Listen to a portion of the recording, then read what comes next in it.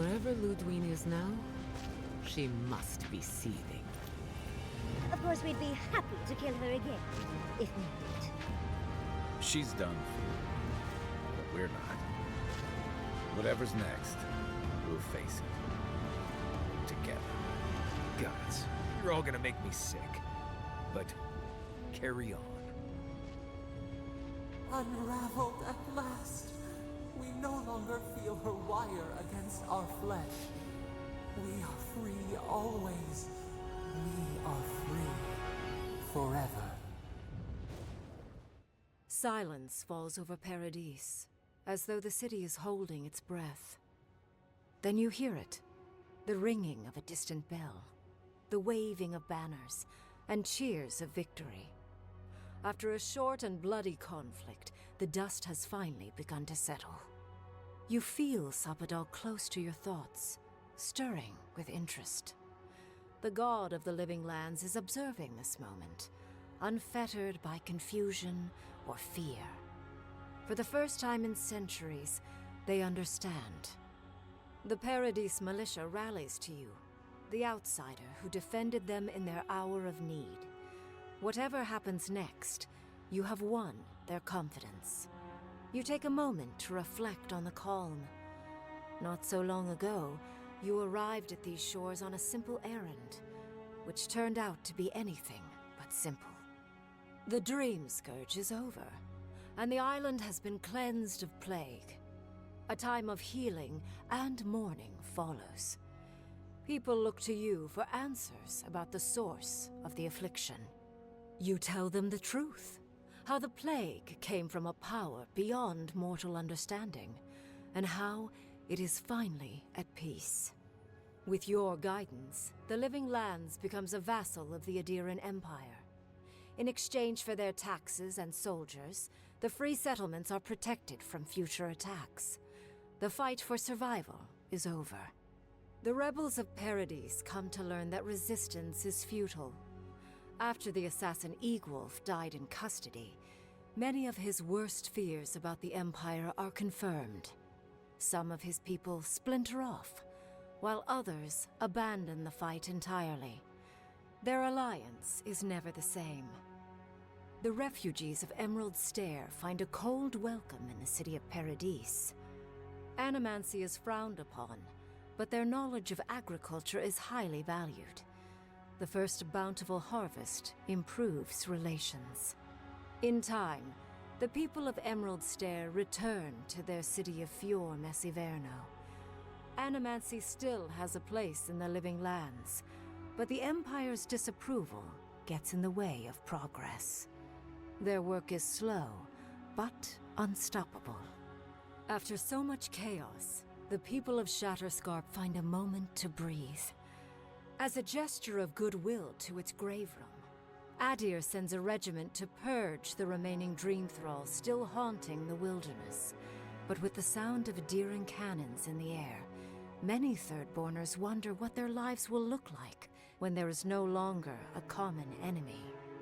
After the Living Lands is declared a vassal of Adir, Solace Keep reluctantly opens the doors of its fortress, though not before numerous missives are sent to Mihala demanding the grave room be honored.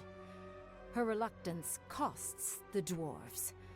The Pargrunen are never favored in trade negotiations, and are the last to be supplied by Adiran caravans. But the Wardens have rounder bellies than anyone can remember. When Kai leaves the Living Lands, he is no longer running. For the first time in many years, he can face the future. He returns to Rauatai, committed to peace for his people, those he left in Rauatai, as well as those he found in the Living Lands.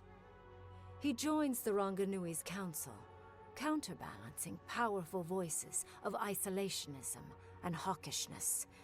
It is a long and difficult battle, and he is happy to fight it. With many of his anxieties and lifelong fears addressed, Marius now feels very differently than he did when he first met the envoy. Still far more comfortable in the wilds than among people, he nonetheless finds that his worries about the unknown were merely self-protection against the traumas of his childhood. Armed with this knowledge, he finds himself more capable of living in civilization, and far less fearful of his home in Galawain's tusks. While he never regains his former place as a Warden of Solace, he spends his time traveling between Solace and Thirdborn, acting as a stubborn ambassador between the two. Eothas turns away from animancy, charting a new course in life. The old rules don't apply to her. She has no responsibilities other than herself. Writing, music, sailing, sewing, love. She tries everything, masters nothing, and finds the inner peace that eluded her as an animancer. She still carries the phantasmal focus, but it doesn't feel as heavy as before.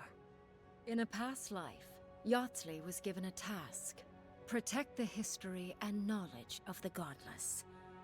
Now, many lifetimes later, she continues upholding that oath.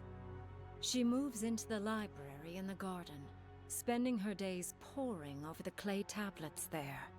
But not even the letters from, and rare visit to, her lover help ease the loneliness that fills her days.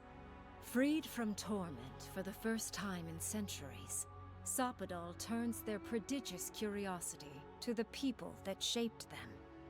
They observe the ways their people live, and they think deeply about what they see.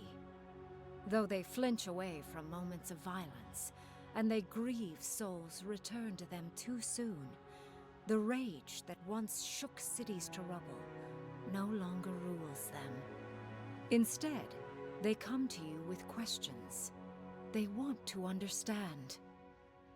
After a time, they begin, tentatively, to garden.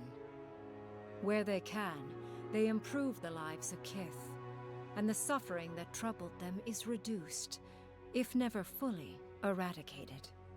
Their grief compels them to love, and they love unreservedly, with the power of a god. Sapadal pours a fragment of their power into the statue they claimed from the temple of Eothas. Newly embodied, they roam the living lands and learn to experience the world as Kith do. Their first attempts at locomotion are clumsy, and a stand of innocent trees is violently returned to the wheel. But as their confidence grows, so does their grace.